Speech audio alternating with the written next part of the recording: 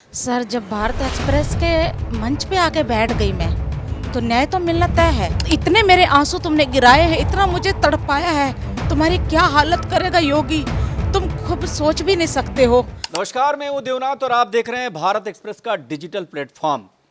देखिए, कहानी में बड़ा लोचा है और इसलिए मैं कह रहा हूं कि आजकल टीवी जैसे ही आप खोलेंगे छांगुर बाबा प्रकट हो जाते हैं। छांगुर बाबा हैं तो नहीं, लेकिन बाबा का प्रचलन, और यही वजह है कि लोग सवाल कर रहे हैं जो आदमी मुसलमान है वो छांगुर कैसे हो गया, बाबा कैसे हो गया। इन सवालों के बीच हमारे साथ बहुत सारे गेस्ट जुड़ गए हैं, बात करेंगे क्योंकि ये बड़ी गूढ़ बात होने वाली है कि कोई आदमी चूरन बेच रहा है, पता नहीं क्या क्या झाड़ फूक कर रहा है, अचानक करोड़पति अरबपति बन जा रहा है। भैया, फार्मूला क्या है? ये फार्मूला तो जानना पड़ेगा, और फार्मूला के पीछे की कहानी क्या है, और वो जो 40 देशों वाली कहानी है और 20,000 शागिर्द वाली कहानी है वो क्या है, इन सारे को हम जानेंगे। लेकिन देखिए, तस्वीर में देखिए, महाराज जी हमारे साथ हैं, इनसे हम बात कर लेंगे। और ये वकील साहब हैं, एक पीड़िता के वकील हैं, और यहाँ तो पीड़िता खुद बैठी हुई हैं। आपको बीती सुनेंगे, सुनाएंगे भी। और ये इनकी बहन के साथ हो गया कांड। क्या असली खेल है छांगुर बाबा का, आज भारत एक्सप्रेस के दर्शक बिल्कुल समझ पाएंगे, एक एक बात समझ पाएंगे। सबसे पहले बात हम पीड़िता से ही कर लेते हैं। ये बताइए, कई बार तो ऐसा होता है कि इश्क मोहब्बत रुके नहीं रुकती, हाँ, दिल आ जाता है कहीं पे। यहाँ तो मामला दिल से लेके दलदल तक है, मतलब दिल के साथ दलदल जुड़ा हुआ है। आपने दिल लगाया कुछ और समझकर, निकला कोई और। क्या मामला था, आप बताइए जरा। देखिए, दिल लगाना होता तो बेंगलुरु के अंदर हजारों बिजनेसमैन थे सर। मैं फैमिली इमोशनल ब्लैकमेल हुई थी। मैं अनाथ हूँ, ना माँ का कभी गोद मिला मुझे, ना बाप का प्यार मिला। मैं उस इमोशनल में बहक गई थी। अगर इश्क ही करना होता, इश्क का मतलब तो इन जिहादियों को पता ही नहीं है। इश्क होता क्या है? इश्क का मतलब है किसी को टॉर्चर नहीं करना, किसी की अश्लील वीडियो नहीं बता। इश्क का मतलब होता है कि उसके रूह के अंदर उतर जाओ और उसको वो इज्जत मान सम्मान दो। ये इश्क की बात क्या जानते हैं ये लोग? तो एक ही बात जानते हैं, हिंदू लड़कियों को फंसाना है, उनको बेचना है, उनके पैसे खाना है, फिर उनका बलात्कार करवाना है। इन लोगों के पास ये है। हुआ था आपके साथ, जरा बताइए आप, थोड़ा शॉर्ट में बताइए। मैं इंस्टाग्राम के माध्यम से मिली थी इनसे, राजू राठौर से। और दरअसल वो वसीम था, पता नहीं था। उसकी फैमिली भी हिंदू बनी हुई थी। 2021 में तो आप ये कह रही हैं राजू राठौर जिसको आपने पहचाना, जिससे आप मिली, वो वसीम था, ये कह रही हैं आप? जी सर, वो वसीम था। सऊदी बुलाया 2021 में। वहाँ बुलाने के बाद दबाव बनाया, नहीं मानी। छांगुर को कॉल किया, उनके कहने से भी नहीं मानी। बदर अख्तर सिद्दीकी आया, तब भी नहीं मानी। अश्लील वीडियो वहाँ बना लिया गया सऊदी में। उसके बाद 3 महीने बाद वापस बेंगलुरु कर्नाटका भेज दिया गया मुझे। तब भी मैं इनके काबू नहीं आई, तो इन लोगों ने कुछ मेरी फ़ोटो अपलोड कर दी थी। मुझे परेशान करने के लिए पैसे की डिमांड शुरू हो गई थी 2022 से। 25-26 अकाउंटों में पैसा डलवाया। डिमांड क्या थी, क्या चाहते थे सब करने के पीछे उनका मकसद क्या था? एक तो लड़की का पैसा, और जो लड़की बिकती है वो बिकने का भी पैसा उनको चाहिए। अभी 19 से 20 लाख मेरा इन लोगों ने खा रखा है। 10 लाख ऑनलाइन ट्रांसफ़र है सर। 3.5 तोले गोल्ड है जो पुलिस की हाथ की लिखित है। 4,35,000 रुपये है। ये 19 से 20 लाख तो मेरा पैसा बैठ गया। 16 लाख इनको मेरा सऊदी से मिला। और क्या चाहिए इन लोगों को? खेल है पूरा।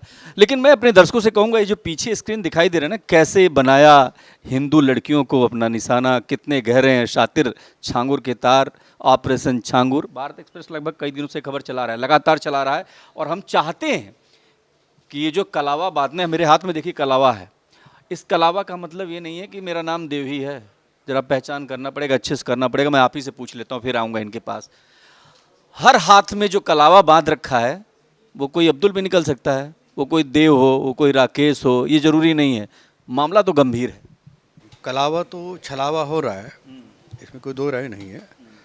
अभी बात हो रही है कि धर्मांतरण कानून इतना सख्त होना चाहिए कि जिससे अपराधी अपराध करने की सोच विचार से भी कांपने लगे, ये स्थिति होनी चाहिए। पिछले साल भी आपने एक पीड़िता को और अपने चैनल के माध्यम से बताया था, जो आबू धाबी और कई सारे बहुत बड़े नेटवर्क में फंस गई थी। तो ऐसे ही लगभग रोज़ ये नेशनल क्राइम रिकॉर्ड ब्यूरो का एक आंकड़ा है कि लगभग 347 लड़कियां रोज़ गायब हो रही हैं, जिसमें से 100 कुछ डिवीज़न कर रखा है कितने किडनैप, तस्करी, क्या क्या उनके साथ अत्याचार हो रहा है। ये बहन आई है आज, ये उन सब की आवाज़ है, अकेली आवाज़। इससे समझ जाना चाहिए कि मामला कितना खतरनाक है। जब तक अपराधियों को कठोर से कठोर दंड नहीं मिलेगा ना, इस विधेयक के अंदर जो संशोधन किया था इन्होंने पिछली बार, तो एक चीज जानना चाहता हूँ, क्या ये जो बहन बता रही हैं, आपने भी सुना अभी किस तरीके से बता रही हैं, क्या इससे खेल जो है बहुत बड़ा है? क्योंकि इस खेल को लेकर के कहा जा रहा है कि न सिर्फ उत्तर प्रदेश में बल्कि देश के तमाम कोनों में, देश के तमाम कोनों नहीं विदेशों से भी तार जुड़े हुए हैं। क्या आपको लगता है ये खेल बहुत ज़्यादा बड़ा है जितना हम सोच पा रहे हैं? अब जियो पॉलिटिक्स की बात बड़ी चलती है आजकल। ये एजेंडे के तहत भारत का विभाजन हुआ है। ब्रिटिशर्स जब आए वो भारत को एक महाशक्ति के रूप में नहीं देख सकते थे, जाते जाते उन्होंने भारत के टुकड़े किए, कश्मीर को विवादास्पद बनाए रखा इतने सालों तक। ये सरकार कहीं ना कहीं उस एजेंडे में है। बांग्लादेश को जिसको हमने सपोर्ट किया, आज वहाँ हिंदू माइनॉरिटी में होकर सबसे ज़्यादा उत्पीड़न हो रहा है, और वहाँ का उत्पीड़न का प्रभाव बंगाल तक देखने को मिल रहा है। आप देखिए बंगाल से, आप ये देखिए बिहार और उत्तर प्रदेश कितनी दूर है। ये पूरी की पूरी बेल्ट, हिंदुस्तान में जो बचे कुचे जो अब हिंदू है किसी तरह से व्यवस्था में जी रहे हैं, इनको खतरे में है, और धर्मांतरण करते ही राष्ट्र का अंतरण। खतरे में है हिंदू। लेकिन भैया एक बात बताइए, आप लोग भी जरा कमेंट बॉक्स पर लिखा करिए कि क्या सच में हिंदू खतरे में है? क्योंकि कुछ सवाल हैं। ये जो छांगुर है बलरामपुर में एक छोटा सा कुछ शुरू करता है और अचानक ये बहुत बड़ा हो जाता है। बहुत सारे लोग, तमाम सारी बातें, और इन बातों के पीछे जहाँ तथ्य है, पड़ताल जब हो रही है तो बहुत सारी चीज़ें। और इनके जो आंसू थे, अभी कुछ देर पहले हमने इनके आंसू देखे थे, बड़ा द्रवित हो गया था। मुझे लगा था कि कहीं हवाई बात तो नहीं हो रही है, लेकिन नहीं, जिस पर बीतती है ना वो जानता है। लेकिन ये जो भाई जिनके चेहरे पर ये जो रुमाल बंधी है, ये ऐसे नहीं बैठे हैं। इनकी बहन भाई का रिश्ता तो आप समझ रहे हैं ना कि हिंदुस्तान में क्या होता है। उनके लिए नहीं होता होगा, लेकिन हमारे लिए तो बहुत बड़ी चीज़ है। क्या हुआ था भैया, क्या हो गया था? आपकी बहन कैसे गायब हो गई? सर हमारी बहन पहले तो मेरठ में जॉब करती थी, कॉल सेंटर में। वहाँ पे उसकी मुलाकात उसका टीम लीडर था बदर अख्तर सिद्दीकी। तो उस दौरान उसकी तो टीम के अकॉर्डिंग ऑफिस में होता है तो वह बोलचाल होती है। फिर उसके बाद 2011-12 में उसने उसके बदर के फादर थे महमूद अख्तर सिद्दीकी, वो जो LIC एजेंट थे, उसने हमारी सिस्टर की LIC करवाई अपने फादर से। उसके दौरान उनके कांटेक्ट हुए, नंबर शेयर कर दिए उन्होंने। उसके बाद उनका लड़का बदर उन्हें फ़ोन पे बातें करता रहा और कांटेक्ट करता रहा। फिर सर 2018 में दिल्ली में जॉब करती थी मेरी बहन, उससे पहले मेरठ में कर रही थी, न्यूज़ चैनल में थी, और मेरे पास उनकी फ़ोटो भी है। तो 2019 के बाद एक दिन उन्होंने बताया कि इसका किसी और लड़की से अफेयर चल रहा बदर का, और उसने उसके बाद मारपीट करी। तो हमने कहा कि ठीक है तू वापस आ जा, हाय हम तो ये लेने आ जाएंगे। तो उसने कुछ डॉक्यूमेंट भी शेयर करे थे हमसे बदर के, जो उसका passport, PAN card, driving licence, voter ID card, ऐसे कुछ थे। उसने कहा अगर मेरी जान को खतरा हो तो पुलिस में जाके इसकी FIR करा देना। पर अगले दिन उसका मन बदल गया, वो बिल्कुल हमसे विपरीत बात करने लगी, कह रही नहीं अब इसने सॉरी बोल दिया है, ये कह रहा है कि सारा ब्रेन वॉश कर दिया। या नहीं, उसके बाद कभी नहीं मिली। यही बहुत दुखद कहानी है। मैं आपको बताऊं कि हिंदुस्तान की एक परिवार की कहानी नहीं है ये, जो रो रही है ना, इनके पीछे भी और इनके अलावा भी अनगिनत, और आप जो खुद कहता है वो जो छांगुर बाबा कह रहा है कि भैया मेरे तो 20,000 शागिर्द हैं, क्या कर लोगे? और दूसरा, जब मंत्री, नेता, अभिनेता और तमाम सारे अफसर घुटने टेकने लगे उसके सामने, तो न्याय कैसे मिलेगा? तो दिक्कत तो है। लेकिन अब योगी की सरकार है, चीज़ें बदल गई हैं, 360 घूम गई हैं, तो न्याय भी मिल रहा है, इंसाफ भी मिलेगा, उम्मीद भी बढ़ रही है। भारत एक्सप्रेस ने वही खबर दिखाई थी जिस पर साफ तौर पे 4 मंत्री आके बोल गए हैं कि इंसाफ होगा, अगर कोई दोषी होगा तो बड़ा एक्शन होगा। हमारा भी तो मकसद है कि हर आंसुओं का हिसाब होना चाहिए।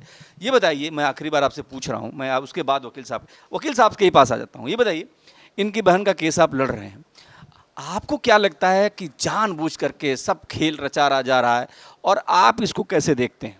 देखिए, इस मामले में जहाँ तक मैं बोलना चाह रहा हूँ, बदर अख्तर सिद्दीकी और ये आपका जो टोटल नेटवर्क है बहुत अंदर तक घुसा हुआ है, पुलिस डिपार्टमेंट में घुसा हुआ है, अधिकारियों में घुसा हुआ है, और सबसे बड़ी बात मैं एज एडवोकेट बोल रहा हूँ, न्यायपालिका के अंदर भी घुसा हुआ है। क्योंकि इस केस के दौरान हमारे साथ कई ऐसी घटनाएं हुई जिसमें एक प्रभावशाली लोगों ने आपका केस को प्रभावित करने के लिए, केस से हटने के लिए जो जांच अधिकारी थे उनको प्रेशराइज किया, उनको प्रेशराइज किया, और जानबूझ के हमारी जो कंप्लेंट थी, हमने तो लास्ट में ये तक भी बोल दिया था हमारी कंप्लेंट मिसिंग में ही दर्ज कर लो, भाई आप हमारी जो है नहीं दर्ज हो रही थी क्या? कंप्लेन नहीं दर्ज हो रही थी? उस समय भी वजह जो है बहुत बड़ी है, यही जांच का विषय है। मैं अब भी बोल रहा हूँ, अगर भाई आपका जो है उसमें जितने भी अधिकारी दोषी है, उसमें चाहे न्यायपालिका के हो या फिर आपका जो है पुलिस डिपार्टमेंट के, आपका सिद्दीकी जी थे इंस्पेक्टर साहब उस समय जो है, AR सिद्दीकी, अब्दुल रहमान, हाँ, जिनको निलंबित किया गया था। और एक आपका जो बदर अख्तर सिद्दीकी है, इनके जो रिलेटिव है उनकी भी जांच होनी चाहिए, इनकी संपत्ति की भी जांच होनी चाहिए। अच्छा, एक चॉकलेटी बॉय रखा हुआ था, ये भी कहने में आ रहा है कि बड़ा चॉकलेटी बॉय रखा हुआ था, लड़कियों को झांसा देता था, फंसाता था, और कुछ तो विष्कन्याएं, हमारे यहाँ कहते हैं विष्कन्याएं, तो उसके सामने विष्कन, हाँ कुछ कह रहे हैं आप? इसकी अगर बदर अख्तर सिद्दीकी की बात करोगे तो 2015 में बदर अख्तर सिद्दीकी उर्फ आरव बन के इसने जो आर्य समाज मंदिर में अंतरा शर्मा से शादी की, उसके बाद आशा नेगी से शादी की, उसके बाद प्रिया त्यागी से शादी की, उसके बाद सोनी से शादी की, और उसके बाद न जाने अभी तक कितनी लड़कियों को ये जो है शादी करके इस तरीके से गायब कर चुका है। अच्छा देखिए, पेंच फंसा हुआ है, थोड़ा मेरा तार भी फंस गया, मैं इसको निकाल भी लेता हूँ। अब ठीक है, अब ठीक हो रही है धीरे धीरे चीज़ें, और मैं बताता हूँ आपको, बिल्कुल सीधी बात कर रहे हैं। पेंच जो फंसा हुआ था ना, बिल्कुल अब सीधा हो रहा है मामला। न्याय इंसाफ की उम्मीद तो बढ़ गई है ना बहन? सर जब भारत एक्सप्रेस के मंच पे आके बैठ गई मैं, तो न्याय तो मिलना तय है। और उन अपराधियों को भी एक मेरी वार्निंग है, जहां तक उड़ना है उड़ लो, तुम्हारे पर बहुत जल्दी कटने वाले हैं। और योगी पे और मोदी पे मुझे इतना यकीन है कि जिस तरह से उन्होंने मेरे एक बयान पे छांगुर का हर चीज़ ध्वस्त कर दिया है, तो इतने मेरे आंसू तुमने गिराए हैं, इतना मुझे तड़पाया है, तुम्हारी क्या हालत करेगा योगी, तुम खुद सोच भी नहीं सकते हो। और मैं उन हिंदू भाइयों से कहना चाहूँगी कि उठो हिंद के हिंदू शेरों जागो, तुम्हें सनातन धर्म ने पुकारा है, गरज के कहो हम हिंदू हैं और ये हिंदुस्तान हमारा है। अगर बटोगे तो कटोगे, एकता में रहोगे, बहन बेटियां सेफ रहेंगी। ये नहीं है कि हर बहन बेटी इनसे आशिकी के चक्कर में जाए, ज़रूरी नहीं है। कई मेरे जैसी होती हैं जिसके माँ बाप नहीं होते, कोई समझाने वाला नहीं होता, वो परिवार के चक्कर में चली गई। अगर मेरा कोई होता, मुझे कोई समझाने वाला होता, तो शायद मैं इनके कटमुलों के झांसे में कभी ना आती। पहली बार तो मुझे पता ही नहीं था ये मुस्लिम लोग हैं। अगर मुझे थोड़ा सा भी कोई भनक लग जाती तो मैं इनके पास से भी ना गुजरती। और ना ही मैं एक सरकार से मांग ये भी रख रही हूँ, जिन अकाउंटों में मैंने पैसा डाला है उन अकाउंटों की जांच होनी चाहिए। CBI जांच की मांग कर रही हूँ मैं। और जो इसका चाचा फरमान है, जो छांगुर का गुर्गा है घाना खंडी से गैंगरोपी, उनको गिरफ्तार करके उनको फांसी की सजा हो। आपने एक बात की चॉकलेटी बॉय की, चॉकलेटी का मतलब है स्वीट, मीठा, और वो बदर अख्तर सिद्दीकी है ही मीठे जैसा, जैसे कोई हिजड़ा होता है, उसकी भाषा ही ऐसी है। क्योंकि मैं तो उससे मिली हूँ सऊदी में, जब मेरा धर्म परिवर्तन करवाने आया था, वो ऐसे बोलता है जैसे लड़कियाँ बोलती हैं। स्वीट का मतलब इसलिए वो अपनी औकात बता रहा था, स्वीट बॉय का वो लिखता था ना, तो इसका मतलब ये है कि मैं मीठा हूँ, यानी कि मैं गे हूँ और मैं लड़कियाँ फंसाता हूँ, कुछ करने धरने के लायक नहीं हूँ, इसलिए उनको या तो बेच देता हूँ आगे या उनको मार देता हूँ। आप अभी बात कर रहे आशा नेगी की, इनका नाम मैंने सऊदी में सुना था, बदर अख्तर सिद्दीकी के, और जो राजू राठौर बना था वसीम के मुँह से, ये वसीम एजेंट है, बदर अख्तर सिद्दीकी है। इन्होंने आशा नेगी को, मुझे नहीं लगता वो लड़की जिंदा है, जब इन्होंने ओपनली बोल दिया था कि तेरा भी वही हशर करेंगे जो आशा नेगी का हुआ था, तो वहाँ मैं थोड़ा सोचने पे एक टाइम पे बेवश हो गई थी। अगर उस टाइम मुझे पता होता कि आशा नेगी इंडिया मेरठ की लड़की है, उसको या तो मार दिया गया या बेच दिया गया, दोनों में से एक चीज़ है, गवर्नमेंट जो है उसकी जांच करनी चाहिए। अभी तक आपको वहाँ पर मिली थी क्या? सर मिली नहीं, तो उसका नाम मिला था, मुझे नाम मिला था। और बदर अख्तर सिद्दीकी तो वहाँ पे रहा था, 2-2.5 महीने रहा वहाँ पे, वो डेली मेरा माइंड वॉश करना चाहते थे। मैं एक सवाल जरूर आपसे कहूँगा, जब भी आप बात कर रही हैं थोड़ी थोड़ी देर पे आपकी आंखें नम हो जा रही हैं, आप रोने लग रही हैं, क्यों रोने लग रही हैं? आखिर क्या दर्द है, क्या पीड़ा है, बताइए। एक लड़की के पास क्या होता है? इज्जत से बढ़ के कुछ है? मान सम्मान से बढ़ के कुछ है? एक तो पैसा गया, मान सम्मान गया, इज्जत बची थी, वो गैंगरेप करवा दिया इसके चाचा फरमान से, उसके दोस्तों से। पुलिस वालों ने आज तक कोई FIR दर्ज नहीं की, मुकदमा दर्ज नहीं हुआ, ना ही मेरा मेडिकल करवाया। 4 पुलिस वालों ने मेरी ज़िंदगी तहस नहस कर दी। रामवीर साख्या जी चौकी पुआर के इंचार्ज जो पूर्व में है, उससे पहले संजय शर्मा थे। रामवीर साख्या जी के बाद आते हैं SHO चंद्रसेन सैनी, SHO थे, और अभी कपिल देव SHO हैं, जो मुझे ये बोलते हैं जितना बोलता हूँ उतना करो। करेक्शन इतना है, फंडिंग इतना हो रहा है, पुलिस वालों को पैसा चाहिए। खाकी वर्दी के अंदर जब रक्षा की भक्षक हो जाए तो समझ लो वहाँ पे देश सुरक्षित नहीं है। अभी हम दूध की रखवाली पे बिल्ली को बैठा देंगे तो बिल्ली तो दूध पिएगी ना सर। अभी इन लोगों के इतने हौसले बुलंद हो गए, जान से मारने की धमकियां दे रहे हैं मुझे। इन्होंने ये बोला कि तुझे मच्छर की तरह मसल देंगे और तेरे योगी को भी मरवा देंगे। इन्होंने गांव घाना खंडी के अंदर जो इनके छांगुर के गुर्गे हैं, फरमान वगैरह, शमशाद फैजान वगैरह, जब ये योगी जी को मारने की बात कर सकते, मेरी औकात कुछ नहीं है। छांगुर इनका बाप गिरफ्तार हुआ, इनका जो मास्टरमाइंड है, इनका बाप चला गया जेल में, तो इन्होंने मेरी बिजली कट करवा दी गई। और कल शाम को वहाँ पे अभद्र अभद्र इशारे करवा रहे थे लड़के लोगों को रोक के। रोज मेरे को टिप्पणी की जाती है, रोज मारने की धमकी दी जाती है। कल भी मेरे पे हमला हुआ है। पुलिस वाले ये बोलते हैं नई बात बताओ। रामवीर शाखो का नई बात क्या पता चलेगी सच्चो कपिल देव को, जब मेरा मर्डर हो जाएगा। वो पोस्टमार्टम के लिए बैठेंगे, ये सुसाइड कर ली। मैं सुसाइड करने वाली लड़की नहीं हूँ, इतनी कमज़ोर लड़की नहीं हूँ। अगर इतनी कमज़ोर होती, ये ट्रोल होकर मीडिया में ना आती, सरकार के सामने अपनी आवाज़ ना उठाती। मेरा मर्डर होगा, 100% श्योर मेरा मर्डर होगा। मर्डर करने वाले कोई बाहर से नहीं आएंगे, ना कोई उतरौला से आएगा, ना सऊदी से आएगा। धमकियाँ सऊदी पाकिस्तान से मिल रही हैं, गांव से मिल रही हैं। ये मर्डर मेरा फरमान, शमशाद, फैजान, सलमान, गुलजार, ये 8 लोग हैं। 3 नाम बता रही हैं आपकी, ये कौन लोग हैं, क्या उनके गुर्गे हैं और इनसे क्या दिक्कत है? क्या आपको लगता है कि ये सच में आपकी हत्या कर देंगे? क्यों आपको ऐसा लग रहा है? आप मेरे चेहरे की हालत देख रहे हैं सर, चाकुओं से हमला हो चुका है, क्रिकेट बैटों से 5 टाइम हमला हो चुका है। पुलिस वाले खुद इसके अंदर जानकारी में हमला हो रहा है, पुलिस की जानकारी में हमला हो रहा है। और मेरा मर्डर क्यों ना होगा सर? जो लोग चाकुओं से वार करते हैं, कुल्हाड़ियों से वार करते हैं, मेरा मर्डर करने में कितना टाइम लगेगा?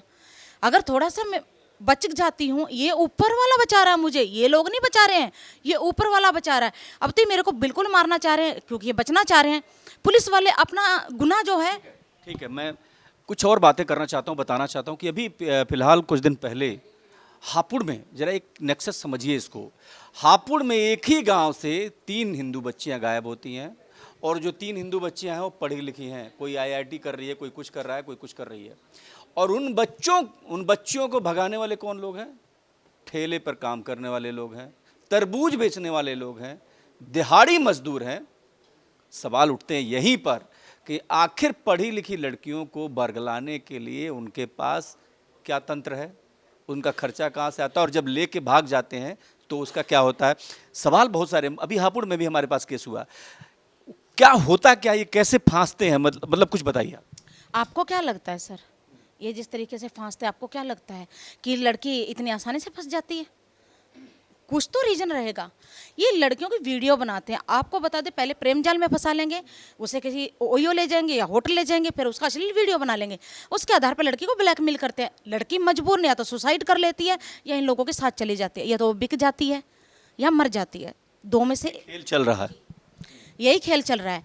और मैं यही योगी सरकार से कहना चाह रही हूँ कि योगी राज के अंदर, भाजपा सरकार के अंदर इन आतंकवाद का इतना गुंडा राज चल रहा है, नंगा नाच हो रहा पुलिस प्रशासन का। यानी कि पुलिस प्रशासन जो है भाजपा सरकार से, योगी सरकार से भी ऊपर हो गई है। पुलिस वाले इतने हो गए हैं मजबूत, एक अपराधियों को ये जब बढ़ावा देते हैं तभी तो इनका ये ऊपर तक गया है। अभी एक साइकिल चलाने वाला व्यक्ति, नग बेचने वाला व्यक्ति 1 साल के अंदर 106 करोड़ की प्रॉपर्टी बना लेता है। आसमान से कुबेर का महाराज का खजाना टूट के आया क्या सर? वो हम जैसी गरीब बेटियों को बेच के आता है, और जो नहीं मानती उसको या तो बलात्कार किया जाता है जैसे मेरा किया गया, या उसे मार दिया जाता है। मैं वो लड़की हूँ, अब ये या तो ये कटमुल्ले मुझे दुर्गा रूप बोले या चंडी का रूप बोले। मैं चंडी रूप धारण करना भी जानती हूँ, दुर्गा भी बनना जानती हूँ और पार्वती भी बनना जानती हूँ। देखिए इनसे सबक लेने की ज़रूरत है और किस तरीके से मुसीबतों में भी अपने लिए खड़ी हो जाती हैं। तो ऐसे हिंदुस्तान की जो बेटी है ना, आवाज़ उठाती है, और जब वो आवाज़ उठाती है तो बड़े बड़े लोगों के जो राजमहल है ना ध्वस्त हो जाते हैं, जैसे छांगुर के हुए हैं। अच्छा, सवाल तो है कि एक नग बेचने वाला, मामूली अंगूठी बेचने वाला करोड़ों का मालिक कैसे बन गया? कौन लोग इन्वॉल्व थे, कौन सिस्टम में थे? और ये भी बात तय है कि तब जब उसका राज था, अभी कुछ समय पहले, इस सरकार के पहले की बात करें तो तमाम अधिकारी, मंत्री, और मैं नाम नहीं लेना चाहता, खबरें तो यहाँ तक कि बड़े बड़े लोग मीटिंग कर रहे थे। उस मीटिंग में क्या होता था, जब वो तय करने लगा था कि कौन इलेक्शन लड़ेगा, कौन सा आईपीएस लगेगा, और इन सब के पीछे वो धौंस क्या कि एक फौज भी लड़कियों की जो उसके लिए खड़ी हो जाती थी। इन सारी चीज़ों से, बातचीत से पता लगता है कि हिंदुस्तान में अभी कोई इकलौता ही छांगुर बाबा नहीं है। इसके अलावा भी तमाम सारे छांगुर हैं जिनकी पहचान होनी ज़रूरी है और पहचान के बाद जिनको सज़ा मिलनी बहुत ज़रूरी है, क्योंकि हिंदुस्तान को तोड़ने वाले लोग हैं। और जब तक इन पे एक्शन नहीं होता, इस तरीके की बहन और बेटियों की जो दर्द है, जो तकलीफ़ें हैं, वो हमारे सामने आती रहेंगी। और भारत एक्सप्रेस बड़ी जिम्मेदारी से कहता है कि जब भी इस तरीके का कोई अवैध काम, जो गैर कानूनी काम है, उसको हम उठाते रहेंगे सत्य, साहस और समर्पण के साथ। और तमाम सारे लोग जुड़े जिन्होंने अपनी बातें रखी, और इन सबसे साफ जाहिर होता है कि ये बड़ा नेक्सस है, न सिर्फ उत्तर प्रदेश में बल्कि पूरे देश में। और मैं कहता हूँ अंतर्राष्ट्रीय स्तर पर जो फंडिंग की बात है उसकी भी जांच हो रही है। और इसके अलावा एक बहुत बड़ी बात बता रहा हूँ, जो भारत और नेपाल का बॉर्डर है, वहाँ पर कुकुरमुत्ते की तरह कैसे लोग अपना अपना आशियाना बनाने लगे, कितने सारे लोग बस गए। और जब बाबा योगी आदित्यनाथ ने वहाँ पर बुलडोजर चला दिया तो छांगुर को बहुत बुरा लगा था। बुरा क्या लगा था? अगले कुछ दिनों में हम भारत एक्सप्रेस के इसी प्लेटफॉर्म पर आएंगे और बताएंगे वहाँ का हाल, कि नेपाल के उस सीमावर्ती इलाकों में किस तरीके का जाल बुना जा रहा है, धर्म के नाम पर कैसे कैसे गुमराह किया जा रहा है, ये कहानी भी हम बताएंगे। फिलहाल आप लोगों ने हमसे बात की, बहुत बहुत धन्यवाद। देश दुनिया की तमाम बड़ी खबरों के लिए भारत एक्सप्रेस के डिजिटल प्लेटफॉर्म पर जुड़े रहिए। नमस्कार, जय हिंद, जय भारत।